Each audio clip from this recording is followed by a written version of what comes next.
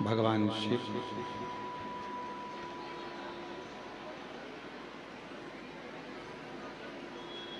जिनकी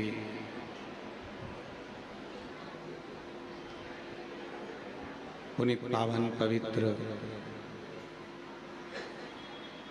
शिव महापुराण की कथा बाबा देवाधिदेव महादेव की कृपा से, करुणा से, दया से बाबा कुबेर भंडारी की पवित्र धरा कुबेरेश्वर धाम पर कंकर शंकर की भूमि पर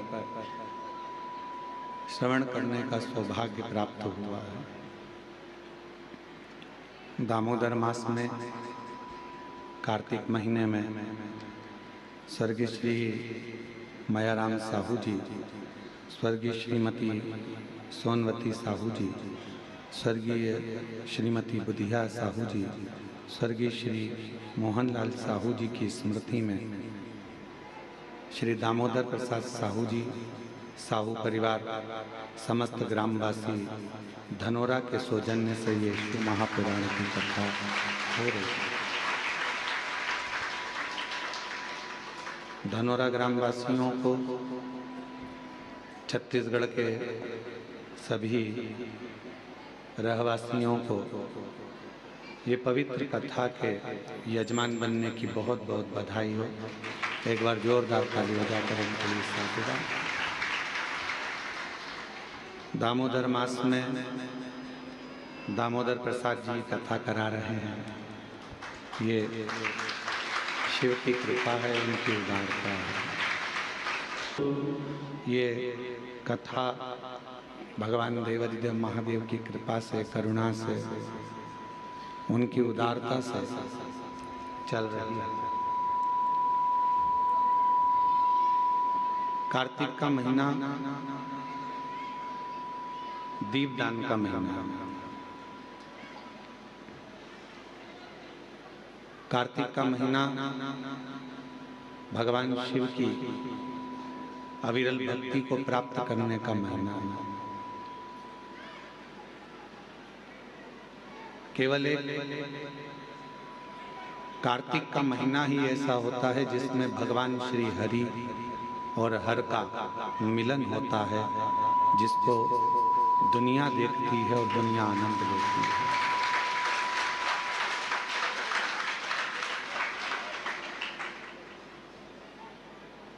एक वैकुंठ चतुर्दशी का दिन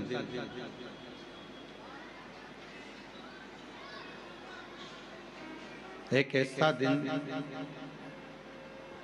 हमारे शास्त्रों में, हमारे वेदों में, हमारे पुराणों में जिसका वर्णन है। जिस दिन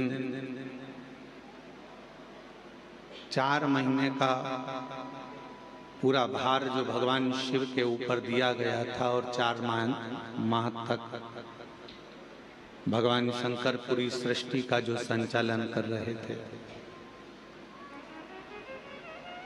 वैकुंठ चतुर्दशी के दिन भगवान शिव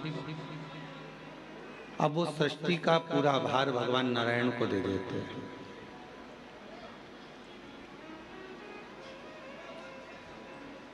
और भगवान नारायण उस सृष्टि के भार को अपने पास लेकर शिव से कहते हैं कि ये मैं भार उठा तो लूंगा, पर मेरे को आपका साथ चाहिए। जब आपका साथ मिल जाएगा, जब आप मुझे प्राप्त हो जाएंगे या आपका साथ मिल जाएगा, तो इस भार को उठाने में मुझे कष्ट नहीं होगा।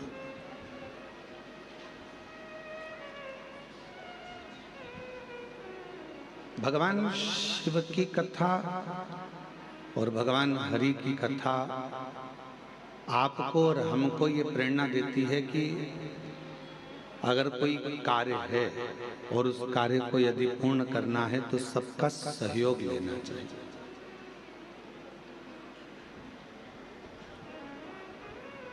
जैसे दामोदर प्रसाद जी यहाँ कथा कराने के लिए धनोरा से, छत्तीसगढ़ से यहाँ आए हो, हमें मालूम पड़ा कि पूरे गांव के लोग भी साथ देने के लिए यहाँ पहुँचे हैं और कथा का रसतत्व ग्रहण कर रहे हैं, कथा को श्रवण कर रहे हैं।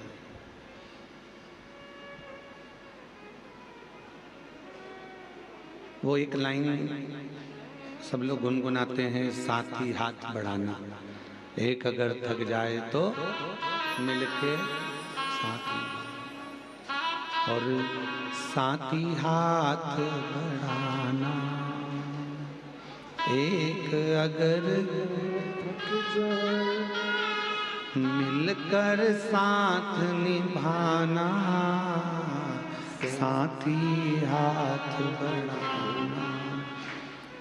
शिव और भगवान श्री हरि, हर और हरि, इन दोनों की कथा कर रही है, हरि और हर की कथा वर्णन कर रही है। और हर और हरि की कथा कर रही है कि अकेले यदि कुछ ना कर सको तो सबका सानिध्य, सबका साथ। जब आप सबका साथ लेकर अगर कोई कार्य करोगे तो उसमें सफलता जरूर मिलेगी। पर व्यक्ति के जीवन में लगता क्या है, ये दुकान मैं चला रहा हूं,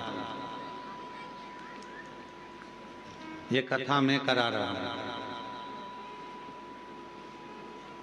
ये घर मैंने बनाया, ये आश्रम को मैं चला रहा हूं, गाड़ी में लाया, काम मैं कर रहा हूं। मान लो यदि मैं एक दिन भी आश्रम में नहीं आऊं या एक दिन भी दुकान पर ना जाऊं या एक दिन भी मैं काम ना करूं तो कोई काम होगा ही नहीं। ये आपकी गलतफहमी है।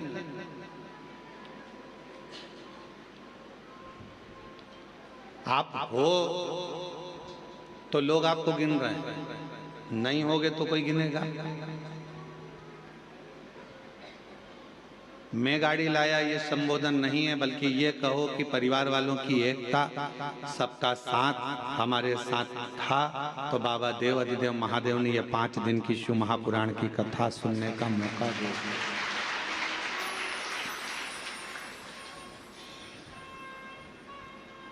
मैंने और मेरा नहीं है कुछ, मेरा आपकी कृपा से सब काम हो रहा है, भोले आपकी कृपा से सब काम हो रहा है। ये मेरा या मेरा है या मैंने करा है या मैं कर रहा हूं, ये प्रसंग नहीं है।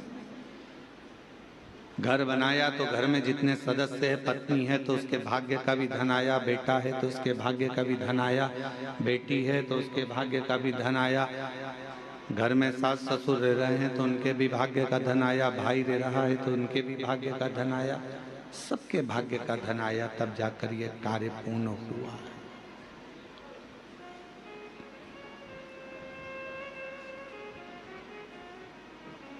किसी एक के बस का नहीं है, सबका साथ। वो एक लाइन दी है आजकल केंद्र से, सबका साथ सबका विकास। सब एकजुट होकर चलेंगे तो विकास अपने आप हो जाएगा।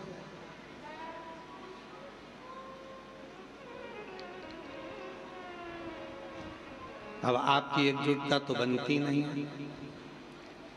बड़े भाई को लगता है कि मैं कर रहा हूँ, छोटे भाई को लगता है मैं कर रहा हूँ, मंझले को लगता है मैं कर रहा हूँ, बड़ी भाभी को लगता है मैं कर रहा हूँ, छोटी को लगता है मैं कर रहा हूँ, बीच को लगे मैं कर रहा हूँ। कोई नहीं कर रहा, करने वाला तो कोई दूसरा है। जिस दिन इस तन पिंजरे से ये श्वास रूपी पक्षी उड़ जाएगा, तब समझ में आएगा कि करने वाला तो कोई और था, हम तो केवल एक निमित्त थे। हम केवल एक निमित्त है।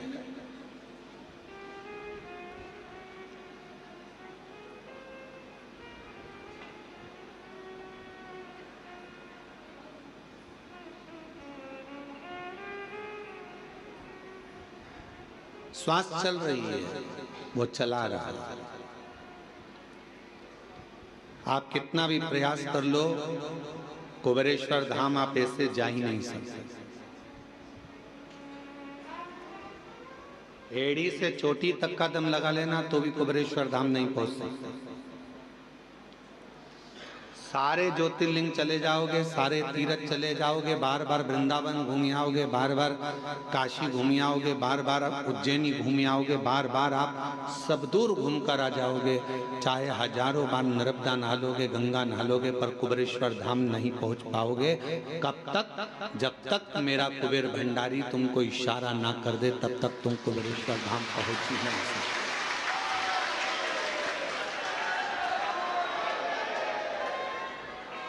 आप अयोध्या हो आओगे, काशी हो आओगे, प्रयाग हो आओगे, गंगा नहा आओगे, हरिद्वार होकर आ जाओगे, आप दुनिया के सारे तीर्थ होकर आ जाओगे, उज्जैनी भी बारंबार चले जाओगे, ओमकारेश्वर भी बारंबार चले जाओगे, पर सीहोर कुबेरेश्वर बाबा के धाम में तो बाबा जब तुम सब दूर होकर आ जाओ, उसके बाद भी तब तक सीहोर नहीं पहुंच सकते, कुबेरेश्वर धाम नहीं पहुंच सकते, जब तक मेरा शिव कृपा ना कर। क्यों?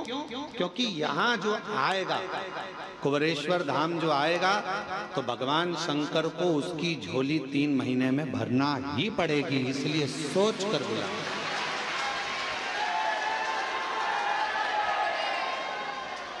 इसलिए वो पहले समझता है, बुलाने से पहले विचार करेगा, इसको देना होगा तो बुलाएगा, नहीं तो बुलाएगा नहीं, बाहर की बाहर निकाल देगा, चलो जाओ यहाँ से, आते आते रोक देगा, आने ही नहीं देगा। जिसकी झोली खुशियों से भरना है, उसी को बाबा इस धाम में पांव रखने देता है, वरना रखने ही नहीं, वो बुलाएगा ही नहीं। कई लोग आप में से ऐसे भी होंगे जो उज्जैन पहले 50 बार आ गए होंगे, आप में से कई लोग ऐसे होंगे जो भोपाल भी हजारों बार आ गए होंगे, आप में से कई लोग ऐसे होंगे जो वृंदावन भी 2500 बार होकर आए होंगे, आप में से कई लोग ऐसे होंगे जो अयोध्या काशी भी हजारों बार आकर जाकर आए होंगे, पर 50 बार तुमने विचार करा, बच्चों से भी कहा, पति से भी कहा, पत्नी से भी कहा कि कुबेरेश्वर धाम जाना है, टिकट करवा लो, बस चलेंगे, कराएंगे, हो जाए चलेंगे, ऐसा वैसा, आते जाते मन बना पर टिकट नहीं हो पाया, मन बना पर पहुंच नहीं पाए। और कब तक नहीं पहुंचोगे? जब तक मेरा कुबेरेश्वर बाबा तुम्हारी झोली खुशियों से नहीं भर देगा, तब तक आप यहाँ पहुंचे। वो प्रयास करता है कि आएगा तो मुझे देना, ये आएगा तो मुझे देना पड़ेगा।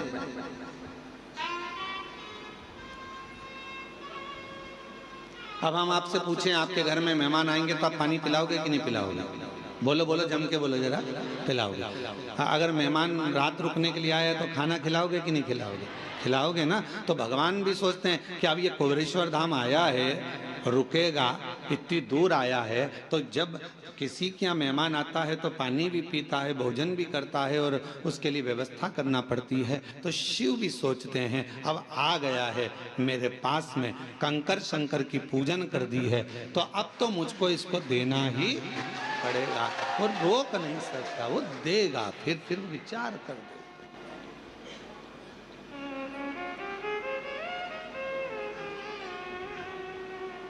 और मैंने तेरे ही भरोसे बाबा, तेरे ही भरोसे हवा बिच उड़ती जावांगी, बाबा डोर हथों छड़ी कटी जावांगी, भोले मैं तेरी पत्नी, शंभू मैं तेरी पत्नी, हवा बिच उड़ती जावांगी, बाबा डोर हथों छड़ी कटी जावांगी। उसको देना है, उसको प्रदान करना है। तो बिना दिए अगर देना नहीं होता है तो वो बुलाता भी नहीं है। उसको झोली भरना होगी तुम्हारी, तो वो तुमको यहाँ पर बुलाया है उसने। आस्था चैनल पर जितने भी भक्त शिव महापुराण की कथा को श्रवण कर रहे हैं, फेसबुक यूट्यूब पर जितने भी शिव भक्त शिव महापुराण की कथा को श्रवण कर रहे हैं, आप सबकी झोलियों में मेरा कुबेरेश्वर बाबा कुछ ना कुछ देगा, इसलिए आप टीवी खोलकर कथा को सुन रहे हैं।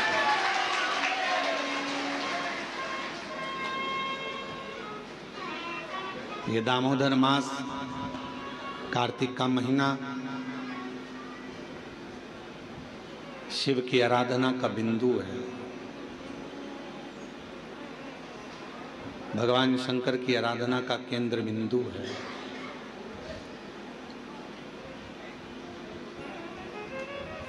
इस दामोदर मास में, इस कार्तिक के महीने में जो हम भगवान शंकर की आराधना करते हैं, जैसे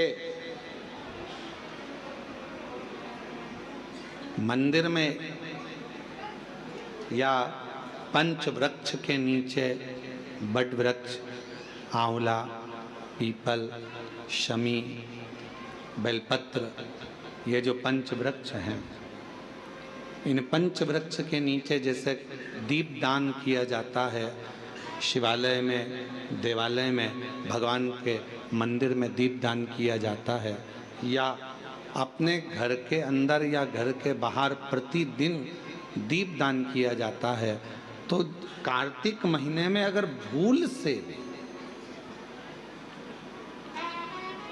कार्तिक महीने में अनायास भूल से भी यदि कहीं शिवालय में पंच दीप दान हो जाते हैं, तो वो कार्तिक के महीने का करा हुआ दान अजर और अमर हो जाता है। अजर।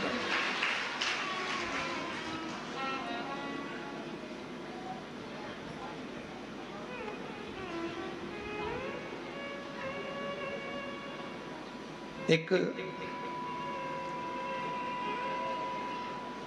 चोर को कुबेर बना देते हैं मेरे शंकर भगवान केवल उनके मंदिर में प्रकाश करने पर। दीपावली पर जिन कुबेर जी की तुम पूजन करते हो, वो पहले चोर था। असली कुबेर तो कुर्सी पर बैठे थे, तो उनको उतार दिया। वो चोर ने शिव जी के मंदिर में अपना कपड़ा निकालकर आग लगाकर चोरी का सामान देख रहा था, और इतने में भगवान शंकर प्रसन्न हो गए और उन्होंने कह दिया कि तूने मेरे मंदिर में आज शिवरात्रि के दिन प्रकाश करा है, जा मैं तुझे कुबेर के सिंहासन पर ले जाकर बिठा देता हूं। मैं तुझे कुबेर का सिंहासन दे देता हूं।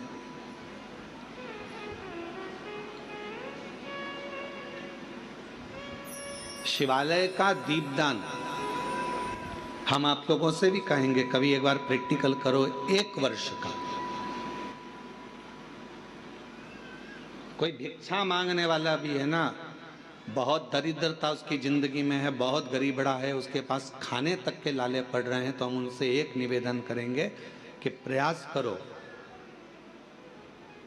1 वर्ष ये 7 जगह हैं जहाँ पर कभी एक जगह का नियम बना लो, या तो बेलपत्री के पेड़ के नीचे, या शमी के वृक्ष के नीचे, या पीपल के वृक्ष के नीचे, या आंवले के वृक्ष के नीचे, या बट वृक्ष के नीचे, या शंकर भगवान के शिवालय में, या अपने घर के दरवाजे के बाहर। ये 7 स्थान हैं, इसमें से कोई एक स्थान आप चुन लो। एक दिन भी नागा नहीं होना चाहिए, एक दिन भी कैंसिल नहीं होना चाहिए, एक दिन भी उसमें कहीं अड़चन नहीं आना चाहिए। 1 वर्ष ये 7 स्थान में से कोई एक स्थान पर 1 वर्ष तक रोज शाम के समय प्रदोष काल में दिया लगाना चालू करो। भले वो दिया 2 मिनट जले, पर प्रदोष काल में अगर तुमने एक जगह का भी नियम ले लिया 1 साल का, फिर हमको बताना कि मेरे कुबेरेश्वर बाबा ने तुम्हारे घर में संपदा की कमी तो नहीं रखी। वो भंडार भरने में कमी नहीं रखता, भंडार भरता। एक स्थान चुन लो, या तो पीपल का वृक्ष चुन लो, या आंवले का वृक्ष चुन लो, या फिर शमी का वृक्ष चुन लो, या फिर आप बेलपत्री का या बट वृक्ष।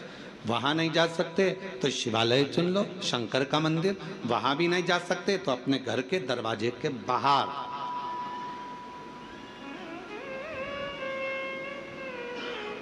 एक दीपक लगाने की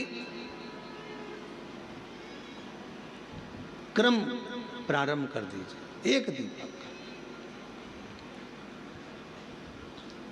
और यदि वो क्रम प्रारंभ हो गया तो फिर आप खुद अंदाजा लगाएंगे कि धीरे धीरे धीरे धीरे आपका परिश्रम, आपकी मेहनत, आपका संघर्ष और आपकी मेहनत के साथ में जो तुम दीप लगा रहे हो, मेरा भोले बाबा दरवाजे पर लगाया हुआ दीप हो, चाहे वृक्ष के नीचे का दीप हो, चाहे शिवालय का दीप हो, वो हमारे मार्ग प्रकाशित करते चले जाता है और हमें रास्ता देते चले जाता है।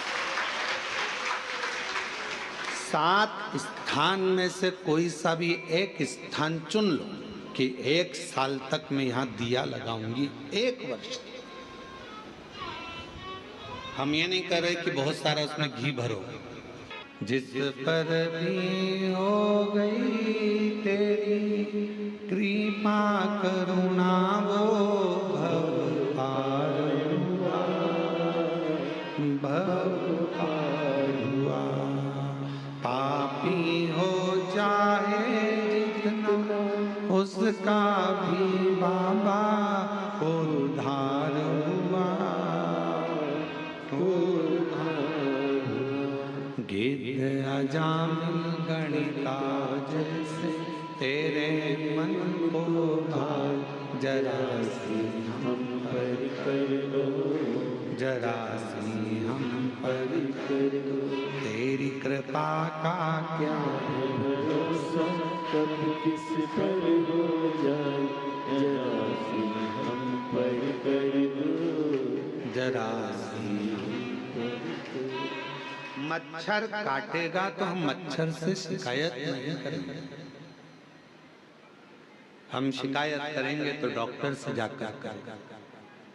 साथ ये मच्छर मुझे काट गया है और मुझे मलेरिया हो गया है, मेरे शरीर में रोग हो गया, बुखार आ रहा है, मुझे सिर दर्द हो रहा है।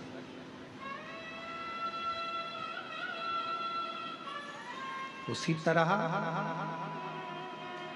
जब दुनिया के मच्छर हमें काटते हैं, संसार के लोग जब कष्ट देते हैं, अपने पर्याय सब, जब दुनिया ताना देती है, अपशब्द कहती है, तब दुनिया वालों से जाकर मत कहो, पड़ोसी से, अड़ोसी से, रिश्तेदार से, इनसे मत कहो।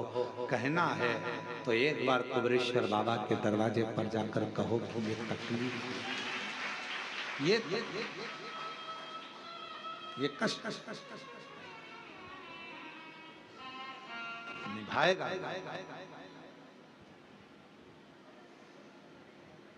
और बिना निभाए वो रहता ही नहीं।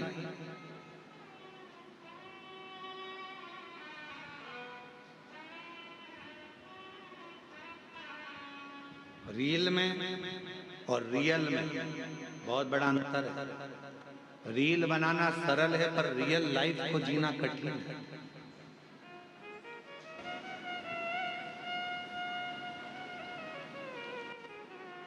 हमने कई लोगों को देखा है कि अपने स्टेटस पे लोग फोटो तो बड़ा स्माइल का लगाते हैं, पर उनसे मिलो एकांत में तो मालूम पड़ता है कि दुनिया का सबसे ज्यादा दुखी व्यक्ति वही है। फोटो तो स्माइल का लगाया है, हंसते हंसते लगाया है, पर उसके अंदर कितना दर्द छुपा हुआ है वही जानता है। उसके भीतर कितना दर्द। हम कुबेरेश्वर बाबा से आप लोगों से ज्यादा तो हमारा मिलना नहीं होता। आप भी कई लोग आए हैं 24 घंटे, 2 दिन, 3 दिन, 4 दिन यहाँ रुके हैं। आपने देखा होगा हम बाहर नहीं मिलते, अपने अनुष्ठान में, अपने जप में लगे रहते हैं, भजन करना। और बाबा से एक ही प्रार्थना करते रहते हैं, तेरी चौखट के अंदर जो प्रवेश कर जाए, इस कुबेरेश्वर बाबा की धरा पर जब कोई आ जाए तो इतनी कृपा जरूर करना कि वो 3 महीने में झोली भरकर वापिस आ जाए। वो खाली ना।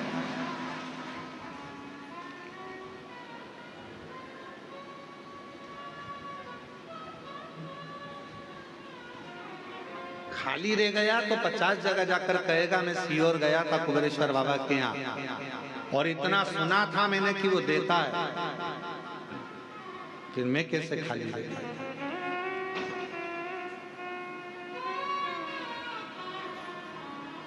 और हम आप लोगों से भी कहेंगे ये कुबेरेश्वर बाबा की धरा है, कंकर शंकर की भूमि है। यहाँ विश्वास अगर आपके दिल में है तो शिव दिए बिना नहीं रह सकता। एकांत में बैठकर 108 बार श्री शिवाय नमस्तुभ्यम बोलो, 5 कंकर बीन कर उसका पूजन करो, उसको शिव मानकर उसकी आराधना कर कर उससे प्रार्थना करो, बाबा बहुत आस लेकर आया हूँ, मेरे बाबा, मेरे भोलेनाथ, मेरे शंकर, सब दूर से हार चुका हूं, तब आखिरी में तेरे दरवाजे आया। और अगर तेरे दरवाजे से भी खाली चला जाऊंगा तो फिर कहां जाऊंगा। अब ये श्वास तेरी है, शरीर तेरा है, घर तेरा है, परिवार तेरा है। जैसे तूने आज मुझे अपने धाम में बुलाया, पूजन करवाई, ऐसी कृपा करना कि मुझे फिर वापस खूब देना, खूब कृपा करना, स्वस्थ होकर परिवार के साथ आनंद के साथ तेरे धाम फिर आऊं और फिर पूजन कर। ऐसी कृपा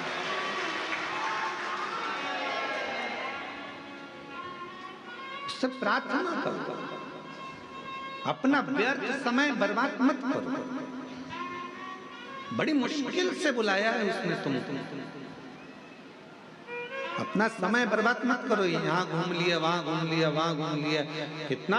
आज सवेरे एक माता जी मिली थी वहाँ की राजस्थान की, वो कह रही थी कि गुरुजी हम जब रेलवे स्टेशन पर उतरे तो ऑटो वाला बोला हम तुमको यहाँ घुमाएंगे, वहाँ घुमाएंगे, उसके इतने रुपए लग जाएंगे, हम तुम्हें वहाँ लेकर चलेंगे, हम तुम्हें वो मंदिर, हम तुम्हें वहाँ लेकर जाएंगे, हम तुम्हें वहाँ लेकर जाएंगे। मैंने ऑटो वाले से कहा भैया देख, मैं 2021 में आई तब भी बहुत सारी जगह घुमाया, 2022 में भी आई बहुत सारी जगह घुमाया, 2023 में भी आई ऑटो वाला, तुम लोगों ने बहुत सारी जगह घुमाया, पर 2024 में फिर मैंने सुना कि कुबेरेश्वर धाम जाना है, अपने बाप के घर से, बाप के घर से फिर अपने घर जाना है, उससे मांगूंगी, अब किसी से नहीं। तो 2024 में मैं केवल बाबा के धाम आकर उससे प्रार्थना कर कर जो गई, तो आज 2025 में मेरी गाड़ी में खुद बैठकर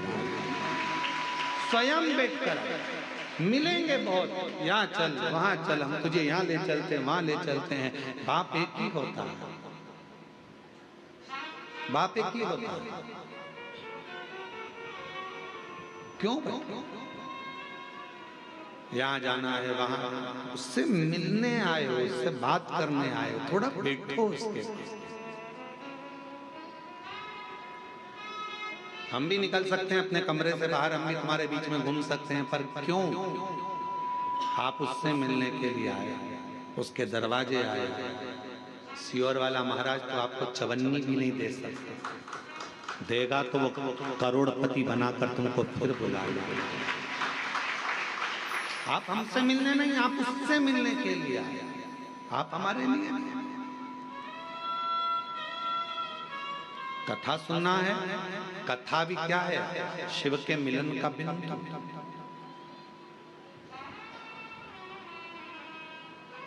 शंकर से मिलन का बिंदु है शिव महापुराण की कथा। रुक्मणी जी को भगवान कृष्ण कैसे मिले थे? ना तो रुक्मणी जी ने कभी कृष्ण को देखा था, ना भगवान कृष्ण ने रुक्मणी जी को देखा था। फिर मिलन हुआ कैसे? केवल एक बात पर मिलन हुआ कि रुक्मणी जी ने रोज किसी ना किसी मुख से भगवान कृष्ण का चरित्र सुना। कृष्ण ऐसे हैं, कृष्ण वैसे हैं, कृष्ण की लीला ऐसी है, कृष्ण की लीला वैसी है। रुक्मणी जी ने सोच लिया अब तो कृष्ण को अपना बनाऊंगी और मैं कृष्ण की हो जाऊंगी। आखिरी में भगवान कृष्ण को रुक्मणी को अपना बनाना पड़ा और रुक्मणी के कृष्ण हो गए। जरा विचार करें, कथा शिव के करीब लेकर जाती है। कई लोग कहते हैं गुरुजी भगवान के 24 अवतार हुए, हम कहते हैं सतयुग, त्रेता और द्वापर, 3 युग मिलाकर भगवान के 24 अवतार हुए हैं। कितने? जम के बोलो जरा। 24। भागवत में इसका वर्णन, कोई अवतार सतयुग में हुआ, कोई अवतार त्रेता में हुआ, कोई अवतार द्वापर में हुआ। पर भगवान देवाधिदेव महादेव को सबसे ज्यादा प्रिय अगर कोई युग है तो ये कलयुग है। क्यों? शिव जी कहते हैं कि 3 युग मिलाकर 24 अवतार हुए हैं, पर मात्र कलयुग में भगवान कहते हैं कि 55 अवतार हुए हैं। केवल कलयुग अकेले। कहा गुरुजी 55 अवतार कैसे?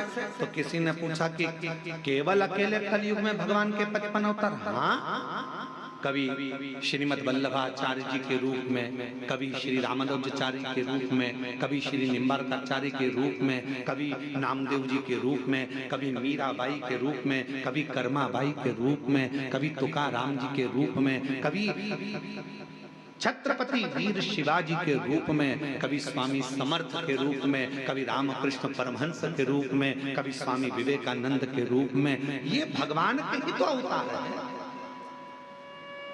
3 युग मिलाकर 24 अवतार हुए हैं, पर कलयुग अकेले में भगवान ने 55 अवतार ले लिए। इतने संत, इतने साधु जिन्होंने भक्ति कर कर भगवान को प्राप्त करा, वो भगवान का ही तो स्वरूप। जितने भक्त सतयुग में नहीं हुए, जितने भक्त द्वापर में नहीं हुए, त्रेता में नहीं हुए, उससे ज्यादा भगवान के भक्त कलयुग में पैदा हुए, जिन्होंने भक्ति कर कर सारे जनमानस को कृतार्थ किया। ये अवतार जितने साधु, सन्यासी, तपस्वी, साधक, उपासक जो भगवान की अविरल भक्ति में डूबे हुए हैं, वो भगवान का ही तो एक प्रतिबिंब है, भगवान का ही तो स्वरूप है। एक गीत की लाइन है, तुझ में रब दिखता है यारा में क्या, आप उसको ढूंढो। और जब आप जब उस स्वरूप को किसी में देखते हैं तो वो उसमें नजर आता है। क्यों आए कुबरेश्वर धाम? कथा सुनने के। क्यों आए कुबरेश्वर धाम? बाबा से बोलने के। क्यों आए कुबरेश्वर धाम? बाबा से विनय करने के, निवेदन करने।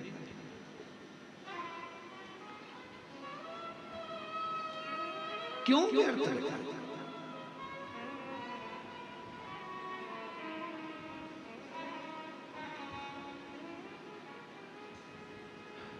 कुबरेश्वर बाबा की धरा पर मेरी माताएं, मेरी जीजियां भी आती हैं, जिनके संतान नहीं है, वो भी आकर अगर दंडवत करती है।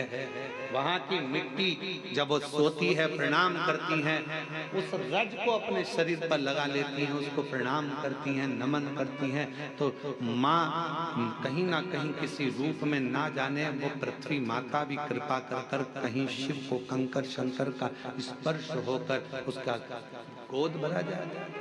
कुछ तो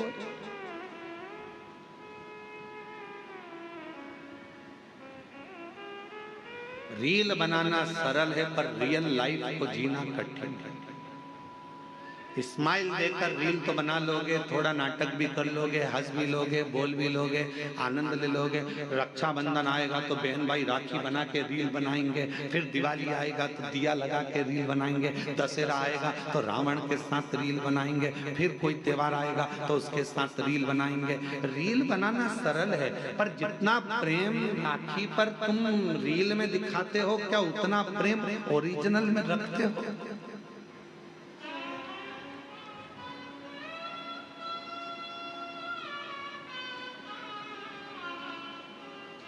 रील बनाना सरल है। एक फिल्म का निर्माण करना सरल है।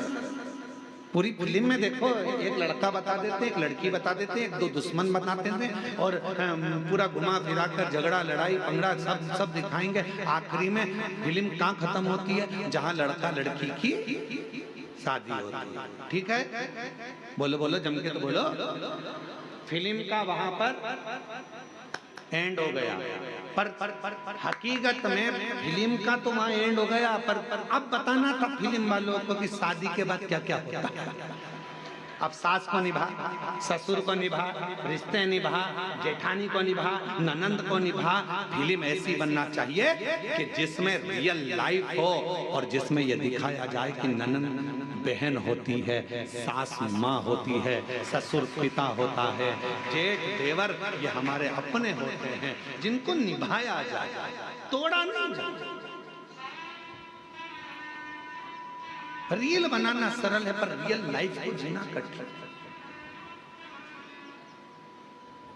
पढ़ाई कर ली इंजीनियर बन गए, पढ़ाई कर ली ये बन गए, पढ़ाई कर ली वो बन गए। अरे हमने इतना पढ़ाई करा, हमने इतनी डिग्री धारण करी, पर उनसे पूछो अभी अभी हमने पहले देखा है एक हीरो अपना सुसाइड कर लिया, एक हीरोइन अपने मर गई, सुसाइड कर लिया। क्यों भैया, तुम्हें तो करोड़ों का धन मिलता था। एक संत थे, उनने सुसाइड कर लिया था। तुम सब अखबारों में पढ़ते रहते, टीवी में देखते रहते, उनने सुसाइड कर लिया था। तो तुम तो इतने बड़े संत, तुम इतने बड़े फिल्मी हीरो, तुम्हारे पास करोड़ों का धन, वैभव संपदा सब कुछ है, गाड़ी बंगला नौकर चाकर सब कुछ है, तुम्हारे पास में धन भरा पड़ा है, फिर ऐसा डिप्रेशन कहां से आ गया, फिर इतनी चिंता कहां से आ गई कि तुमने अपने शरीर को त्याग दिया, तुम मरी गए, प्राणी छोड़ दिया, सुसाइड कर लिया। आखिर क्यों? तो शास्त्र कह रहा है, शिव महापुराण की कथा कर रही है कि दुनिया में धन तो बढ़ गया, संपदा तो बढ़ गई, पैसा बढ़ गया, गाड़ी बढ़ गई, बंगले बढ़ गए, पर मन का सुकून नहीं बढ़ पाया, शांति नहीं बढ़ पाई। भीतर की शांति होना बहुत जरूरी है और वो नहीं बढ़ पाता। जितने कॉलेज हैं, जितने स्कूल हैं, सब में कमाने का तरीका सिखाया जा रहा है। जितने कॉलेज हैं, जितने स्कूल हैं, सब में कमाने का तरीका सिखाया जा रहा है। कमाई कैसे करना है, किस तरह से कमाना है, पैसा कैसे लाना है। हर कॉलेज में, हर स्कूल में कमाने का तरीका सिखाया जा रहा है, पर कोई कॉलेज, कोई स्कूल ऐसा नहीं है जिसमें प्रेम बढ़ाने का, उम्र बढ़ाने का, घर में व्यवहार बढ़ाने का तरीका सिखाया जाए। वो बढ़ गई, उसको बढ़ाया जाए। और प्रेम जब अनंत हो गया, रोम रोम संत। प्रेम बढ़ाने का तरीका मेरे शिव सिखाते। किससे झगड़ा करा तुमने? अपने पति से। झगड़ा कर कर कहां गई? शंकर जी के मंदिर में। क्या करने? एक लोटा जल चढ़ा। अब जब तुम शिव जी के मंदिर में एक लोटा जल चढ़ाने जा रही हो झगड़ा कर कर, तो वहां तो देखो कि शंकर और पार्वती दोनों साथ रह रहे हैं और तुम झगड़ा करके मायके चली गई। वापिस आओ मायके से, किसी के बुलाने का इंतजार मत करो, आओ अपने घर। देखो शंकर जी अपनी पत्नी के साथ रह रहे हैं, गणेश जी पुत्र के साथ में रह रहे हैं, कार्तिकेय के साथ रह रहे हैं, अपनी बेटियों के साथ रह रहे हैं, पति पत्नी। ये आएगा, शंकर जी की लाइफ में विष आया है, शंकर जी के सामने भी विष आया है, पर उन्होंने पी लिया, निगल लिए, कंठ पर रख लिया और अपनी लाइफ अच्छी जी रहे हैं। तुम्हारी जिंदगी में भी दुख आएगा, किसका झगड़ा नहीं होता। शंकर पार्वती जी का भी, सती माता को समझाया, माता सती नहीं समझी, अपने पिताजी के घर चली गई, जलकर भस्म हो गई। कितना दिल दुखा होगा महादेव का, कितना मन दुखा होगा शिव जी का। लोग कहते हैं सबसे ज्यादा प्रेम इन देवता का था, इन देवी का था, इनका था, उनका था। लोग कहते हैं प्रेम की मूर्ति ये भगवान थे, पर सही प्रेम की मूर्ति तो मेरे शंकर भगवान और माता सती थी।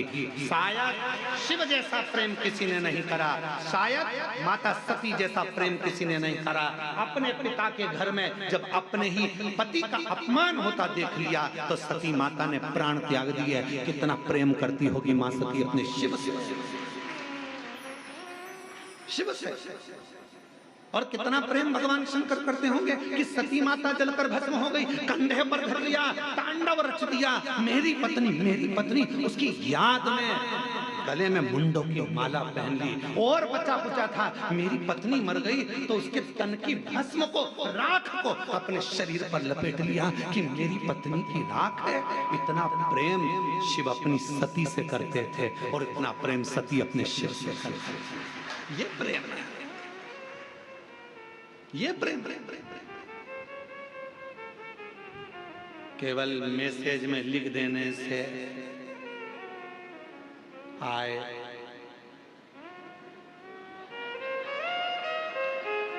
केवल मैसेज में लिख दिया मैं तुमसे प्रेम करता हूं, प्यार करता हूं, हो गया उत्तर में। मोबाइल दिला दिया, प्रेम हो गया उत्तर में। आज के जितने त्योहार हैं केवल गिफ्ट के हो गए, केवल गिफ्ट के त्योहार। पापा ने क्या दिलाया बच्चों को? एक कपड़ा तक नहीं दिलाया त्योहार पर। करवा चौथ का व्रत था, मेरी बेटी को एक साड़ी तक नहीं दिलाई। दामाद तुमने केवल गिफ्ट से प्रेम रह गया, केवल लेन देन से प्रेम रह गया। पहले कुछ नहीं होता था, कुछ भी नहीं। किसी किसी के घर में तो धन भी नहीं होता था तो भी निभता था, परिवार निभता था। अभी एक बहन उसका घर में कुछ भी नहीं था, कुछ भी। उसने अपने पड़ोसी से कहा कि मेरा छोटा सा झोपड़ा है, टूटा हुआ घर है, मेरा छोटा सा झोपड़ा है, टूटा घर। हमारे यहाँ तो कोई मूर्ति खरीद कर लाएंगे लक्ष्मी जी की या देवता की तो वो पैसे भी नहीं। तुम सीहोर वाला महाराज से पूछो ना कि हम पूजन किसकी करें, लक्ष्मी जी के लिए पूजन किसकी? उसकी पड़ोसन से उसने कहा तो पड़ोसन ने फोन लगाया सीहोर कुबरेश्वर धाम। आशीष हमको बोले कि गुरुजी उन्होंने पूछा ना हमारे पास में चढ़ाने का कुछ है, ना लगाने का कुछ है, ना हम हमारे घर को ज्यादा पोस सकते हैं, गाय के गोबर से लीप दिया है, हम किस चीज की पूजन करें? तो हमने आशीष से कहा उनके घर में कुछ नहीं होगा, झाड़ू जरूर होगी, आप उनसे बोल दो दिवाली पर झाड़ू की पूजन कर ले, लक्ष्मी टूट मांग। उस बूढ़ी माँ ने अपने पति के साथ झाड़ू की पूजन कर, उसमें भी तो लक्ष्मी बसती है।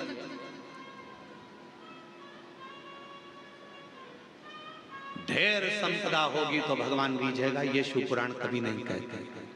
करोड़ों का धन होगा तो भगवान रीझेगा, ये पुराण नहीं कहते। दूसरे रीझ जाएंगे तुम्हारे करोड़ों के धन के चक्कर। कोई सेठ जी आए, आओ साहब हम तुम्हारी पूजन कराते हैं, आओ साहब हम तुम्हें दर्शन कराते हैं, आओ साहब। क्यों? सेठ जी जाएंगे तो 500 का लिफाफा दे जाएंगे। सेठ जी के पीछे दुनिया फिर सकती है, परमात्मा नहीं। भगवान को सेठ से मतलब नहीं है, वो तो खुद सांवरिया से। धन से दुनिया खुश हो सकती है, मेरा महादेव कभी धन से खुश नहीं हुआ। मेरा महादेव तो एक लोटा जल और तुम्हारे मन से प्रसन्न होगा। आज पूरी दुनिया हम पर उंगली उठाती है, आज पूरी दुनिया हम पर ताने कसती है, आज पूरी दुनिया हमको गाली देती है। क्यों?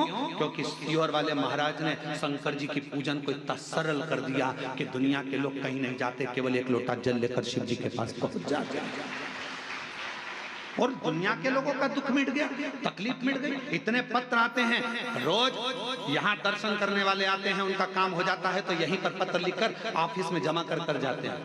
जितने लोग आते हैं, कई लोग आप में से भी ऐसे आए हैं कि वो पत्र लिखकर ऑफिस में दे जाते हैं, भैया हमारा पत्र है, बाबा ने हमारी पूर्ण कर दी, हमारी झोली भर दी। महाराज पढ़े चाहे नहीं पढ़े, ये पत्र ऑफिस में जमा करो। जो कमरा बनेगा उसमें ये पत्र रखाएगा कि मेरे बाबा ने मेरे ऊपर ये कृपा करी है। भैया मैं आई थी, बाबा ने इतनी करुणा करी। पत्र लिखकर लोग ऑफिस में देकर जाते हैं। शिव पूजन को लोग डरते थे, उसको सरल शिव पुराण ने कर दिया, सीहोर वाले महाराज ने। लोगों ने विचार करा था इतना पूजन में इतना विधान लगता है, इतना धन लगता है, इतनी दौलत लगती है, इतनी संपदा लगती है, और शिव पुराण कहती है पूजन में केवल मन लगता है। आप जितने लोग शिव महापुराण की कथा सुनने के लिए आए हो, हृदय से कथा श्रवण करने के लिए आए, हृदय से, दिल से सुना, मन से सुना।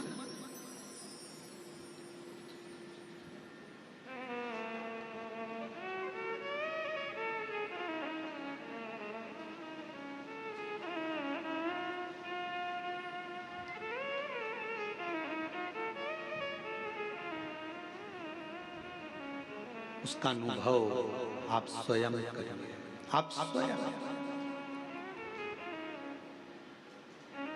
ये कुबेरेश्वर धाम की धरा एक ऐसी धरा है जहां सारी ऋतुएं, सारे व्रत, सारे तीर्थ, सारे पुराण, सारे शास्त्र का सुख यहाँ प्राप्त हो। आप महसूस करो, आप खुद महसूस करिएगा।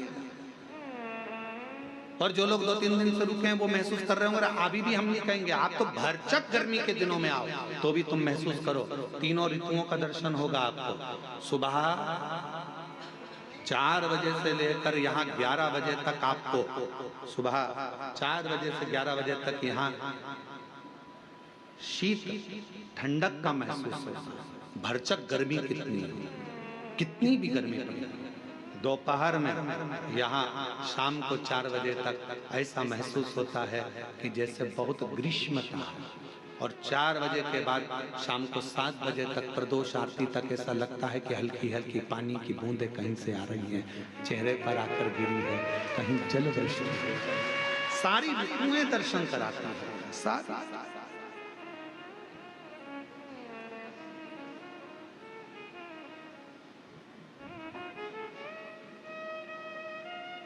वो अनुभव करा रहा है, अनुभव। महाराज रियल में जी, रियल में नहीं। रियल लाइफ जो है आपकी अच्छी है। शिव जी को 1 लोटा जल चढ़ाना प्रारंभ, अपने बच्चों को भी कहो कि हमारी पूंजी है, 1 लोटा जल लेकर जाओ, ये हमारी पूंजी है, 1 लोटा। इसके बिना कहीं सुख नहीं। हम फ्लाइट से भी सफर करते हैं तो हमारे बैग के अंदर 1 लोटा रखा रहता है, छोटा सा पानी का लोटा हमारे बैग के अंदर रखा रहता है। चेक करने वाले जब सामान चेकिंग करते हैं एयरपोर्ट पर तो वो कहते हैं ये लोटा काहे के लिए ले जाते हो गुरुजी? हमने कहा आखिरी में यही काम आने वाला है, 1 ही लोटा है, वो लोटा ही आखिरी में काम आएगा। परिवार वाले भी सब जायदाद रख लेंगे, आखिरी में तुम्हें 1 लोटे में भर लेंगे। शमशान से घर भी नहीं लाएंगे, लोटे में भर के गंगा जी छोड़ आएंगे। वो लोटा ही सब पड़ा।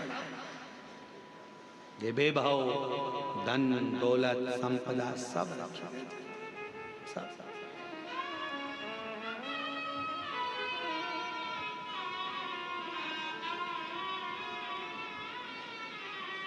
भक्ति करिए। कुबेरेश्वर धाम पर आए हो तो बाबा पर पूर्ण आश्रित होकर, मुझे कहीं नहीं जाना, मुझे तो मेरे कुबेर भंडारी के दरवाजे जाना है, एक बार उससे मिलकर आना, उससे कह कर आना, साधेगा। एक पत्र अच्छा है,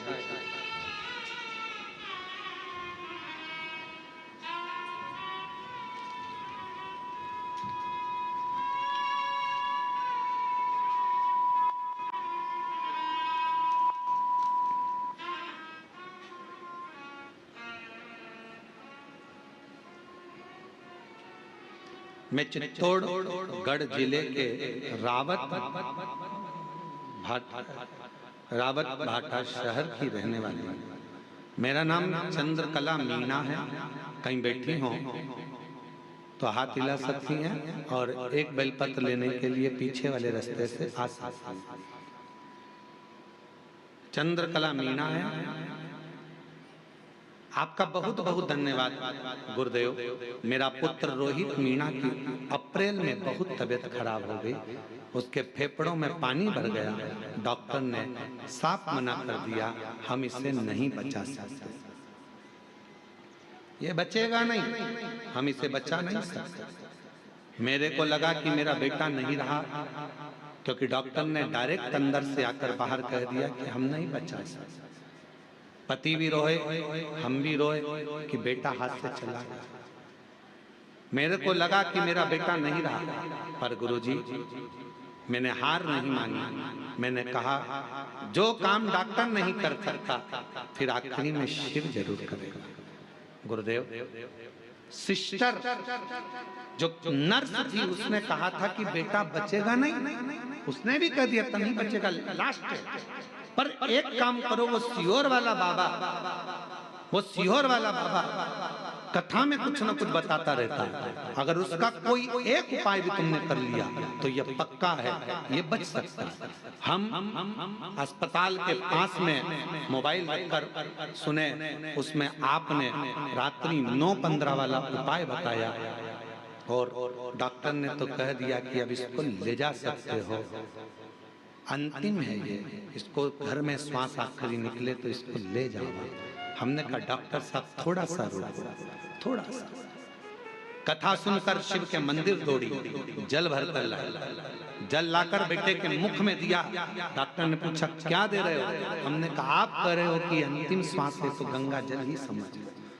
मुख में जल दिया और जल देकर बेटे के पूरे शरीर पर हाथ फेर दिया। गुरुदेव 20 से 25 मिनट तक श्री शिवाय नमस्तुभ्यम का जप करती रही मैं, और 20 से 25 मिनट तक जब श्री शिवाय नमस्तुभ्यम का जप करती रही तब एकदम बेटे ने झटका लिया और झटका लेकर थोड़ी देर के लिए उठकर बैठा। डॉक्टर ने फिर इलाज चालू करा और बाबा की कृपा से मेरा बेटा बच गया, मेरा बेटा बच गया। आज हम पूर्ण तरह से मेरा बेटा स्वस्थ है। पंडाल में कथा सुनने के लिए आए हैं, दर्शन करने के लिए आए हैं। मैं चित्तौड़गढ़ जिले के रावत भाटा शहर की निवासी हूँ। मेरा नाम चंद्रकला मीणा है। हम बाबा को प्रणाम करने, मेरा बेटा है रोहित मीणा। शिव तत्व किसको कहते हैं? शंकर किसको कहते हैं?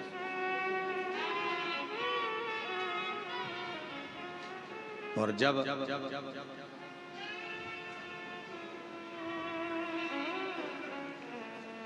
भरोसा पूर्ण हो जाता है, विश्वास पूर्ण हो जाता है तो शिव कैसे ना, शिव कैसे ना मिले।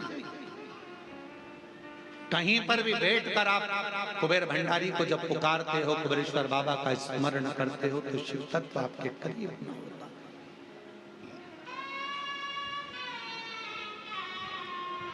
मैं और मेरा नहीं,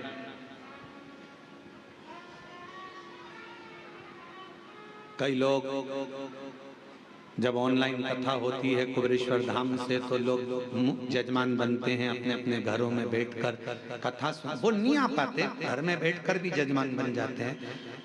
हम उनसे कहते हैं कि तुम जजमान बन गए, भले अपने घर में बैठकर जजमान बने हो, कथा सुन रहे हो, पर निश्चित है कहीं शिव जी को तुम्हारी झोली भरना होगी, इसलिए बाबा ने तुम्हें घर बैठकर भी जजमान बना। भक्ति, विश्वास, भरोसा, दृढ़ आयो कुबेरेश्वर बाबा के दरवाजे पर बैठो, भजन करो, शिव के छोड़कर नहीं भगना। जरा सा लड़ाई झगड़ा हुआ, घर छोड़ दिया, जरा सी कोई बात आई तो बात करना छोड़ दिया, बाबा ने नहीं सुना तो मंदिर जाना छोड़ दिया। नहीं, फाइल थोड़ी मोटी है, पढ़ने में समय लगेगा। कोई कोई पत्र इतना कठिन होता है कि हम ही नहीं पढ़ पाते, तो भगवान भी तो थोड़ा समय पे पढ़ेगा, धीरे धीरे धीरे धीरे। अब उसके पास तुमने अर्जी लगाई है, पत्र लिखा है, बोला है, तो वो भी तो धीरे धीरे समझेगा। वो एक लाइन का स्मरण करते हैं, वो मैंने अर्जी लिख दी बाबा तेरे दरबार में,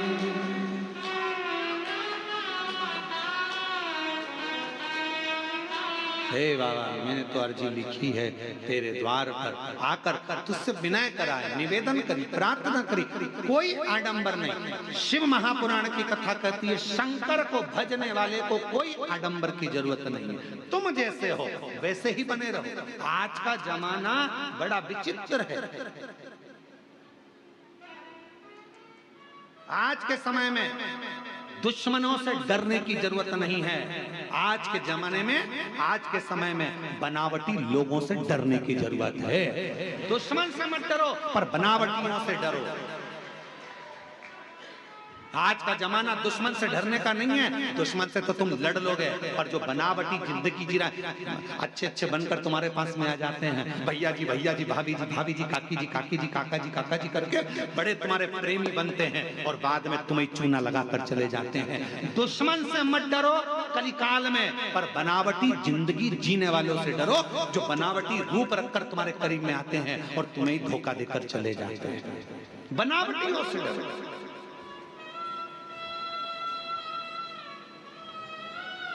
दुश्मन तुम्हारा कुछ नहीं बिगाड़ सकता, पर जो बनावटी बनकर तुम्हारे पास में आए हैं, तुम्हारे अपने बनकर बैठे हैं, तुम्हारा साथ ऐसा लग रहा है कि इसके सिवा कोई नहीं है, यही सब कुछ कर सकता है, यही करेगा, जो बनावटी चेहरा कोई सा रखते हैं और दिखावा कैसा करते हैं, उनसे बचने की जरूरत है। दुश्मन से भले मत डरना, दुश्मन तुम्हारा बाल बांका नहीं कर सकता, पर जो बनावटी जिंदगी जीकर तुम्हारे पास में आए हैं, वो तुम्हें धोखा देकर चले, उससे बचो। और उनको पहचानना कठिन पड़ जाता है। बनावटी लोगों को पहचानोगे कैसे? नहीं पहचान सकते कि अच्छा है कि बुरा है। इसलिए क्या करना, एक लोटा जल चढ़ाओ, शिव जी को जल चढ़ाओ, रोज जल चढ़ाओ। शंकर सबसे पहला काम एक करते हैं, शिव क्या करते हैं तो के जो तुम्हारे पास बनावटी लोग रहते हैं, एक लोटा जल चढ़ाने वाले व्यक्ति के पास में जो उसका बनावटी लोग रहते हैं, उनको धीरे धीरे शंकर भगवान तुम्हारे दुश्मन को, तुम्हारे बनावटी को दूर करते चले जाएंगे, अच्छों को जोड़ेंगे, दुश्मन।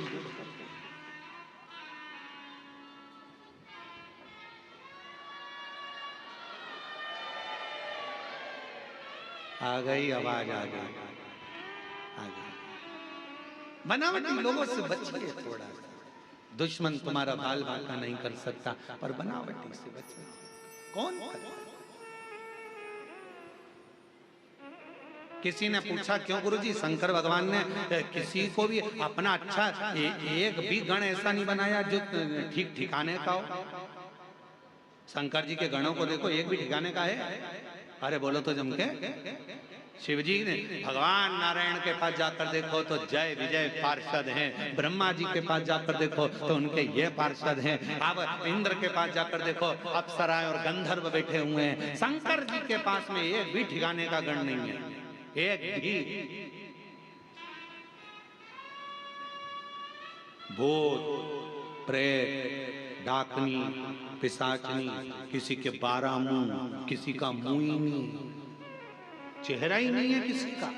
कोई रेंग के चल रहा, कोई भृंगी, कोई श्रृंगी, कोई ऐसा जिसके 3 पांव, शरीर नहीं संभल रहा। भृंगी कैसा था? 3, क्योंकि माता पार्वती जी ने उसको श्राप दे दिया था, तेरे शरीर में जितना मांस है वो सब हट जा, हड्डी हड्डी पड़ेगा। तो तुमने शिव जी के गणों में देखा होगा हड्डी हड्डी का ढांचा, उसके 3 पांव है। क्यों? शिव जी ने कहा 1 पांव एक्स्ट्रा मैं तुझे दे देता हूं, गिर गया तो 3 पांव दे दिए। और वो भृंगी 3 पांव पे खड़ा। तो किसी ने एक बार इंद्र ने देख लिया उस भृंगी को, और भृंगी को देखकर शंकर जी पे इंद्र हंसने लगे। इंद्र हंसते हंसते बोले, कहने लगे गजब का काम है, इतने बड़े देव अधिदेव महादेव अगर किसी से युद्ध हो जाए तो लड़ाई करने के लिए इन 3 पांव वालों को भेजेंगे? मालूम पड़े हड्डी का ढांचा कहीं पे भी गिर जाए। फिर आया समय जब इंद्र का असुरों से युद्ध प्रारंभ हुआ, शिव जी उस युद्ध में नहीं पहुंचे। शंकर भगवान ने देखा सारे देवता हार गए, तब आखिरी में शंकर जी ने कहा कि भृंगी तू जा। और इंद्र के पास में जब असुरों के युद्ध के लिए भृंगी को भेजा तो इंद्र की पत्नी ने पूछा, शंकर जी नहीं आए युद्ध लड़ने? नहीं, ये भृंगी आया। हाँ, इसके 3 पांव है, हाँ हड्डी का ढांचा है, हाँ कमजोर है, ये तो बहुत, कोई भी मार के गिरा देगा, फूंक मार देगा तो गिर जाएगा, ऐसा भृंगी है। इंद्र ने सोचा अब शिव जी ने भेजा है, लड़ाना तो जरूरी है। असुर 1.25 लाख सेना असुर की थी सामने, और अकेला भृंगी जब हड्डी का ढांचा 3 पैर से खड़ा हुआ, एक पैर जो भृंगी ने सामने रखा, सारे असुरों को दबा दबा कर मार दिया। तब इंद्र को समझ में आया शंकर का कोई गण कमजोर नहीं। तब तब समझ में आया कि शिव का कोई गण कमजोर नहीं है। इसलिए निवेदन करते हैं, शंकर के भक्त को कभी कमजोर मत समझना। जब भृंगी का एक पांव 1.25 लाख असुरों को दबा सकता है, तो शिव का एक भक्त दुनिया को तार भी सकता है। सामर्थ्य का होना चाहिए। शंकर का कोई गण कमजोर नहीं है। शंकर के गण को कभी कमजोर मत समझो। नंदी, भृंगी, श्रृंगी सब बड़े प्रबल। शिव जी का एक गण भूत, अभी तुम लाखों की भीड़ में एक भूत को लाके खड़ा कर दे तो सब भग जाओ। अब जब तुम भग जाओ तो देवता बचेंगे? वो भी भग जाएंगे। अप्सराएं वो भी भग जाएंगे। गंधर्व वो भी भग जाएंगे। शिव शंकर के इंद्र ने ये विचार कर लिया था, ये भृंगी हड्डी का ढांचा, 3 पांव, हड्डी का शरीर, क्या करे? ये इससे कोई लड़ाई होगी? इंद्र हंसकर गए थे कि शंकर जी के पास सारी सेना आड़ी टेढ़ी है, कोई काम की नहीं। क्या नंदी लड़ाई करेगा? क्या भृंगी लड़ाई करेगा? क्या श्रृंगी लड़ाई करेगा? कोई गण में इतना बल नहीं है कि वो लड़ाई लड़ लेगा।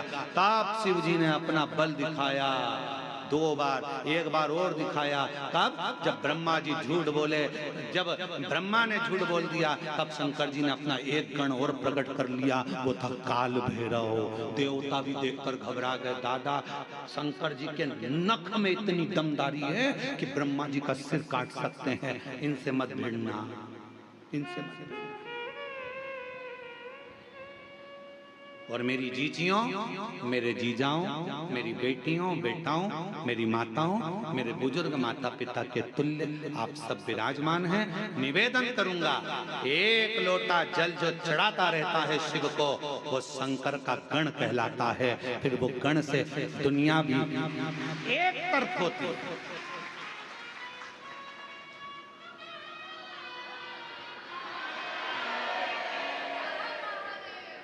बोल बम का नारा है, सारी समस्या का हल। श्री शिवाय। वो भृंगी में इतना बल है, भगवान शंकर के गणों में इतना बल है, तो शंकर का गण साधारण नहीं होता, वो दिखता साधारण है। शिव जी का जो गण होगा ना, वो दिखता साधारण है, एकदम सरल है। भृंगी एकदम ये 3 पांव हड्डी का ढांचा,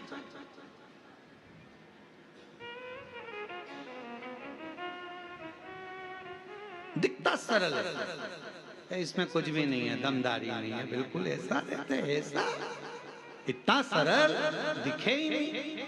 नंदी कितने सरल, कितने लोग जाते हैं मंदिर के अंदर दर्शन करने के लिए, पत्थर का नंदी बाहर रहता है। दर्शन करें नंदी के, बोलो तो जम के।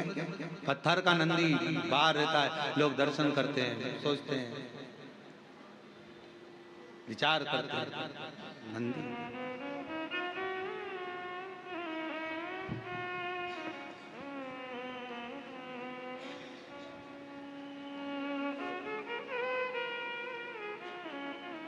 कार्यकर्ता ध्यान दें, जो मंदिर प्रांगण में अंदर बैरिकेड के भी जो लोग बैठे हैं उनको बैठे रहने दें। बोल बम का नारा है। अब ये वहां पर जगह संभाल के बैठ गई और तुम उनको सीटी बजा रहे, उठो उठो उठो, और वो ना जाने अंदर से कितनी बद्दुआ दे रही है। और कथा चल रही है, शंकर के गण को हल्का मत लेना। अब शिव के गण को तुम हल्के में ले रहे हो, सीटी बजा के उठा रहे हो, वो तुम्हें उठा देगी। इसलिए शांति से बैठे रहने दो, कथा सुनने दो, इनको मत छेड़ो, इनको बिल्कुल मत छेड़ना। पत्थर कौए को मारो, कौआ भग जाएगा, बोलो भगेगा कि नहीं भगेगा? पत्थर कुत्ते को मारो, कुत्ता भग जाएगा। पत्थर तोते को मारो, तोता भग जाएगा। पत्थर तुम किसी को भी मारो, वो भग जाएगा। पत्थर तुम्हें मारो, तुम भग जाओगे। और वही पत्थर मधुमक्खी के छत्ते में मारो तो तुम्हारा पीछा पकड़। तो ये छत्ते से कम नहीं हो, इसलिए शंकर के गण है, शिव के गण, और शिव के गण कोई साधारण नहीं होते, इसलिए इनको सुनने दो। बोल बम का नारा है। शिव तत्व शिव गण को सहज मत, भृंगी के 3 पांव, इंद्र उनको गिना, इंद्र समझ नहीं पाए, इंद्र जान नहीं पाए, इंद्र ने पहचाना नहीं कि शंकर भगवान के गण ऐसे, शिव के गण ऐसे होंगे, पहचाना। और महाराज धीमा बजाओ भोलानाथ डमरू, धीमा बजाओ, धीमा बजाओ भोलानाथ डमरू, धीमा बजाओ, धीमा बजाओ भोलानाथ डमरू, धीमा बजाओ, धीमा बजाओ भोलानाथ डमरू, धीमा बजाओ। डमरू की धुन सुन के ब्रह्मा जी आए, डमरू की धुन सुन के ब्रह्मा जी आए, ब्रह्मा जी आए माता ब्रह्मणी को लाए, ब्रह्मा जी आए संगे ब्रह्मणी को लाए। ओ धीमा बजाओ भोलानाथ डमरू, धीमा बजाओ, धीमा बजाओ भोलानाथ डमरू, धीमा बजाओ। ओ धीमा बजाओ भोलानाथ डमरू, धीमा बजाओ, धीमा बजाओ भोलानाथ डमरू, धीमा बजाओ। दोनों हाथों से बड़े प्रेम से।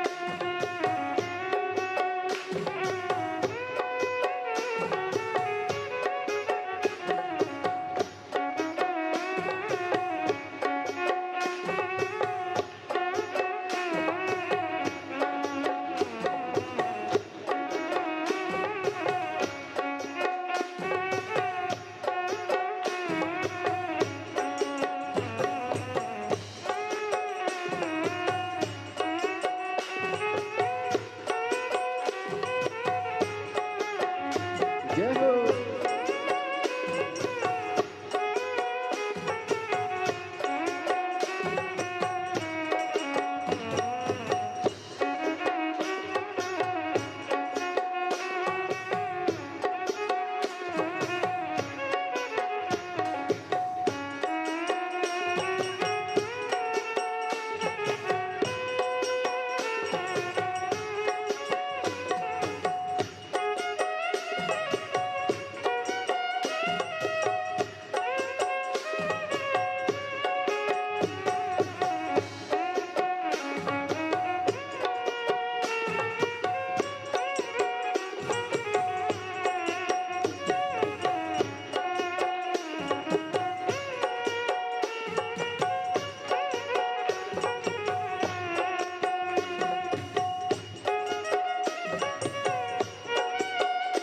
जय हो।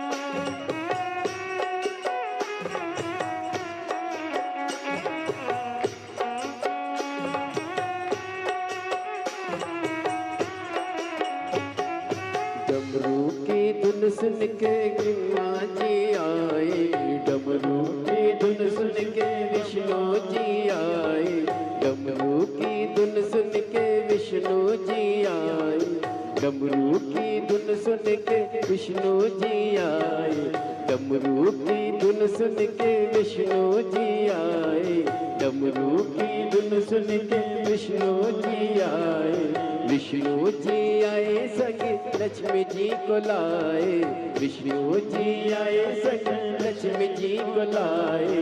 धीमा बजाओ भोलानाथ डमरू, धीमा बजाओ, धीमा बजाओ भोलानाथ डमरू, धीमा बजाओ, धीमा बजाओ भोला, धीमा बजाओ, धीमा बजाओ भोला, धीमा बजाओ, धीमा बजाओ भोला, धीमा बजाओ, धीमा बजाओ भोला, धीमा बजाओ, धीमा बजाओ भोलानाथ डमरू, धीमा बजाओ, धीमा बजाओ भोलानाथ डमरू, धीमा बजाओ।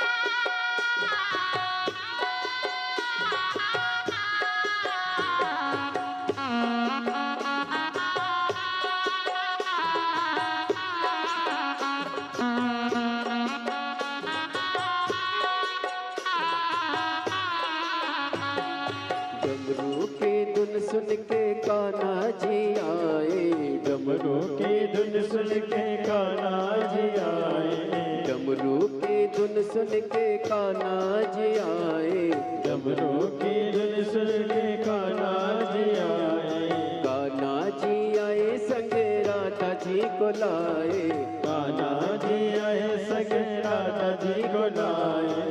धीमा बजाओ भोलानाथ डमरू, धीमा बजाओ, धीमा बजाओ भोलानाथ डमरू, धीमा बजाओ, धीमा बजाओ भोला, धीमा बजाओ, धीमा बजाओ भोला, धीमा बजाओ, धीमा बजाओ भोलानाथ डमरू, धीमा बजाओ, धीमा बजाओ भोलानाथ डमरू, धीमा बजाओ।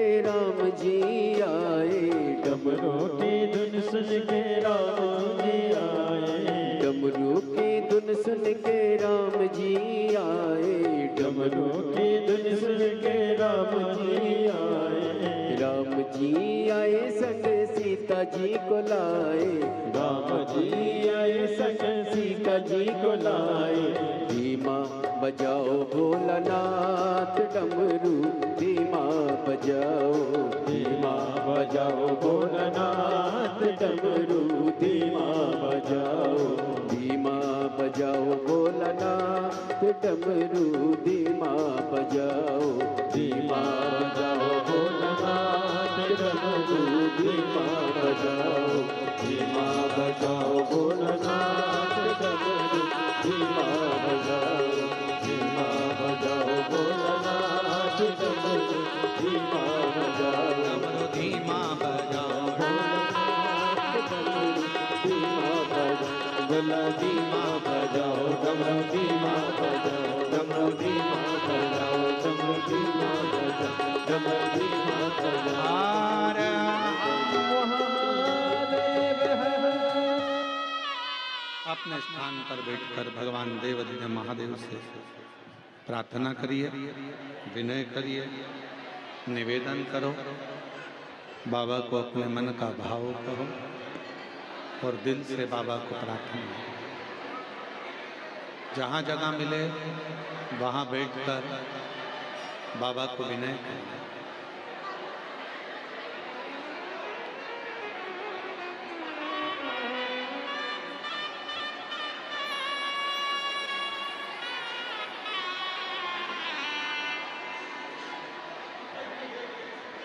कंकर शंकर की भूमि है,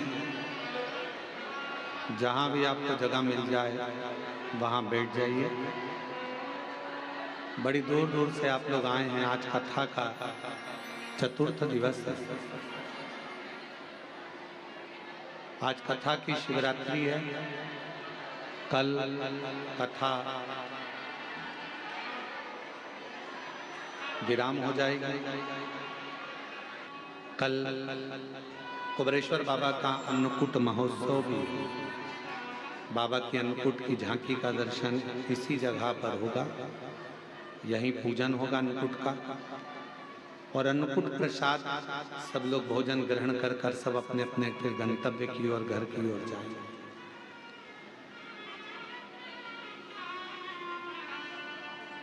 आज कथा की शिवरात्रि है। बाबा से प्रार्थना करो, बड़े भाव से, दिल से। दूर दूर से आप लोग आए हैं और बाबा ने बड़ी करुणा कर कर आपको कुबरेश्वर धाम बुलाया है। जो लोग ऑनलाइन कथा सुन रहे हैं वो अपने अपने घरों में बैठकर कुबेर भंडारी से प्रार्थना करो, विनय करो, निवेदन करो शिव जी से। साथ में सब बोले, बाबा को विनय करें।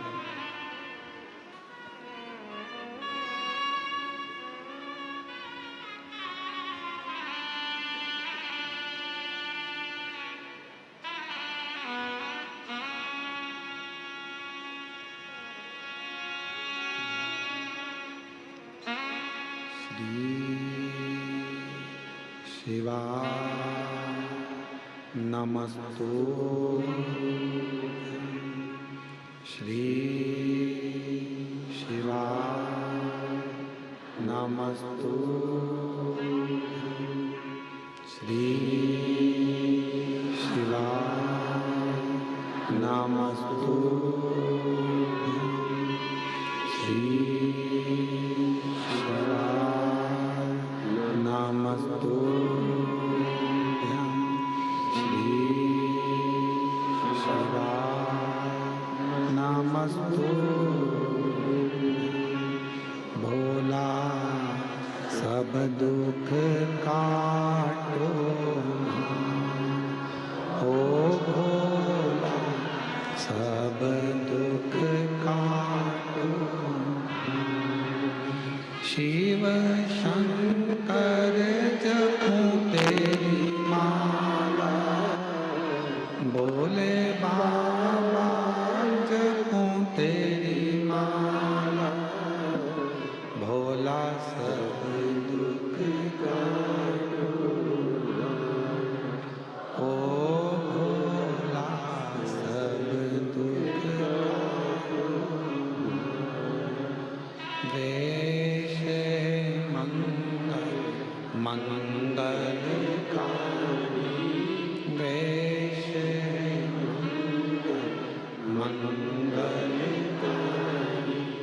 शमशान वासी हमारा, शमशान वासी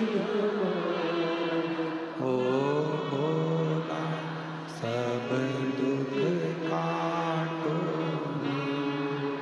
ओ भोला सब दुख काटो।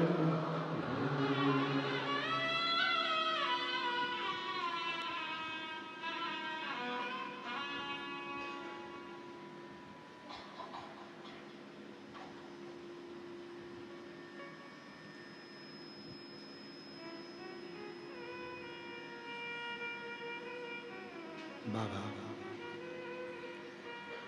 देवादिदेव महादेव भगवान शिव घड़दान त्रिकालदर्शी कैलाशी अविनाशी शंकर की कथा कर, शिव महापुराण की कथा वर्णन कर रहे। मां सती और शिव का प्रेम बहुत।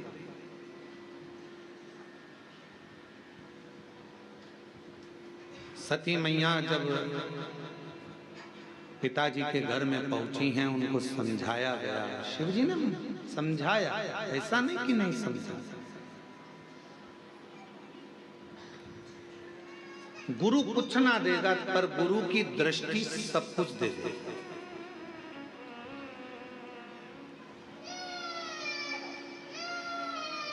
गुरु कुछ दे ना दे पर गुरु जब मौका मिल जाए, कोई शिव भक्त मिल जाए, कोई शंकर का उपासक मिल जाए, कोई शिव की आराधना करने वाला, कोई सतगुरु, सच्चा सतगुरु शंकर का कोई भक्त, शिव का कोई उपासक मिल जाए, बस उससे कुछ मांगो चाहे मत मांगो, उसकी दृष्टि ही तुम पर पड़ जाए तो भी तुम्हारा भंडार भर सकता है। तो भी कि कृपा की ना होती जो आदत तुम्हारी, तो सुनी रहती अदालत तुम्हारी। गरीबों के दिल में जो जगह तुम न पाते, तो किस दिल में होती इबादत तुम्हारी। कृपा की न होती जो आदत तुम्हारी। गुरु की दृष्टि पड़ जाए, कोई शिव का सच्चा भक्त, कोई संत, कोई साधु, कोई सन्यासी, कोई तपस्वी, कोई साधक, कोई उपासक, कोई शंकर की भक्ति करने वाले की दृष्टि भी पड़ जाए तो वो जीव का कल्याण कर देता।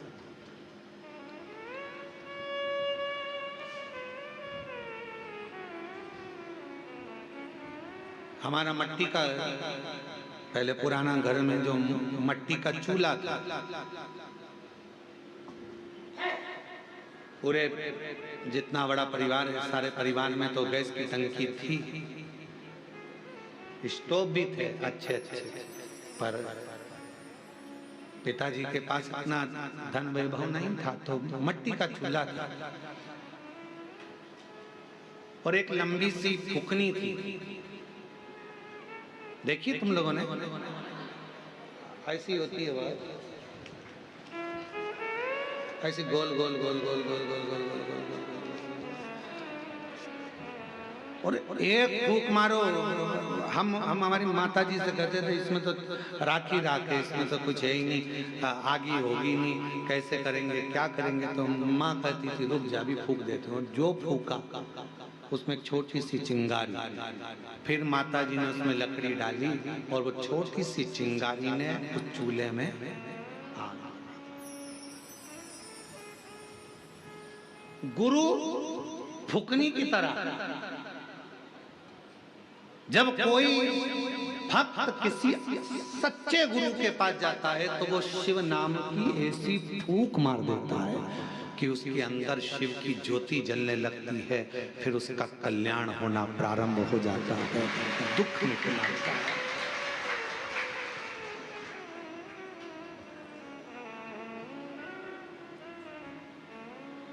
पर फुकनी हमारी मम्मी की जो फुकनी थी, वो माता जी की जो फुकनी थी, वो और भी काम आती थी, हमें दोचने। सबसे ज्यादा हम पिटते भी उस फुकनी से ही थे।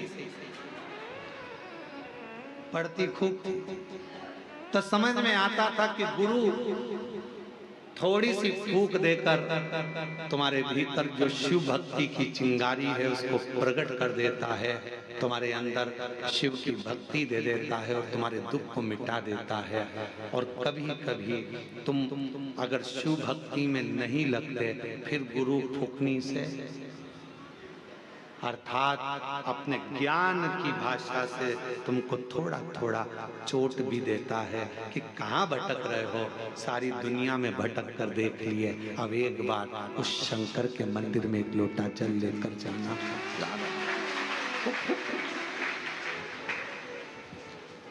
एक बहन ने पत्र लिखा,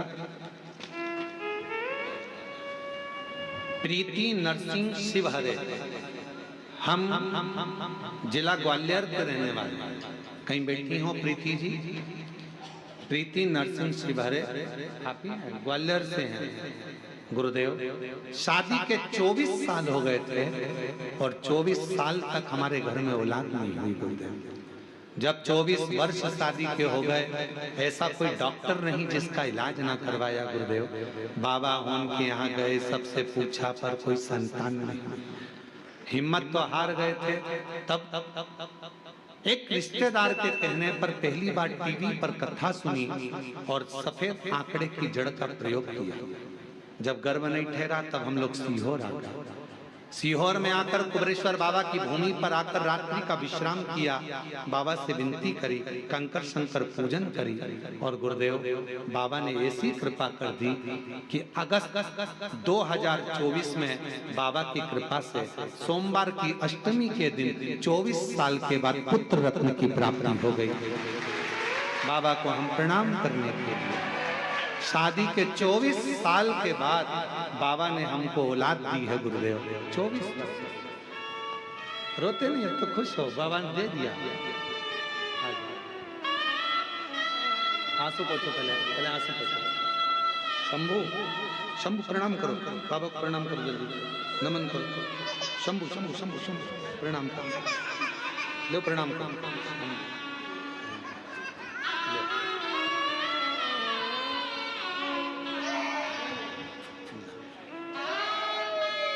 बेटा खुश रहो।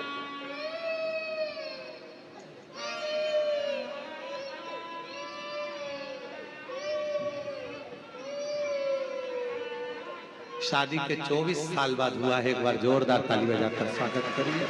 24 वर्ष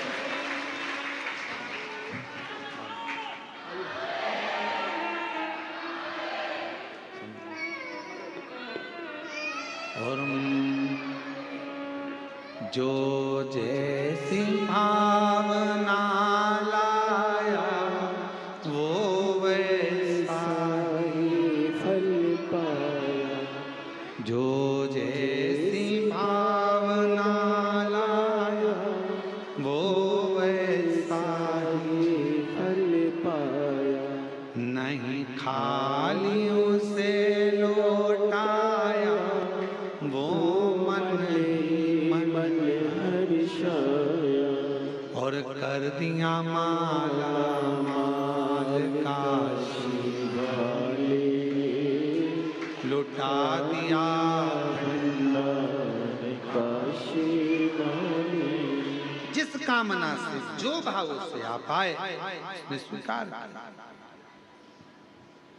शिव जी ने समझाया,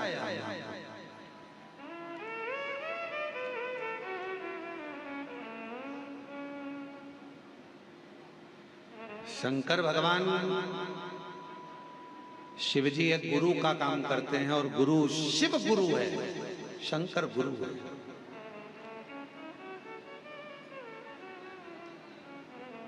वो छत्तीसगढ़ में एक गीत में वो कहते हैं गुरु महादेव।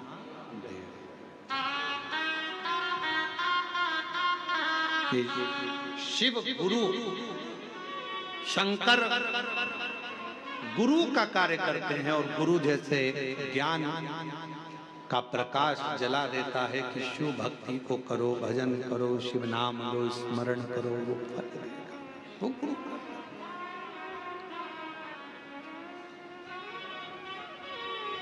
शिव पुराण कर रही है, शिव जी ने सती माता को खूब समझाया, सती मेरा कहना मान, तू अपने पिता के घर मत जा, मैं जानता हूं कि तू मुझे बहुत स्नेह करती है, बहुत प्रेम करती है, और जिससे प्रेम करा जाता है फिर उसके लिए सुना नहीं जाता, फिर उसके लिए सुना नहीं जाता। आप शंकर भगवान से प्रेम करने लगोगे तो शिव जी की निंदा नहीं सुन सकते। आप कुबेरेश्वर धाम से प्रेम करने लगोगे तो कुबेरेश्वर धाम की निंदा नहीं सुन सकते। आप शिव गुरु से प्रेम करने लगोगे तो शिव गुरु की निंदा नहीं सुन सकते।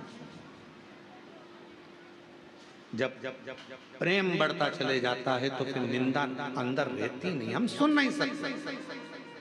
और शिव महापुराण की कथा तो ये तक कहती है कि शंकर की निंदा और शिव भक्त की निंदा कभी जिंदगी में मत सुनो, कोई कर रहा है तो उठकर चले जाओ या उसका जवाब दो।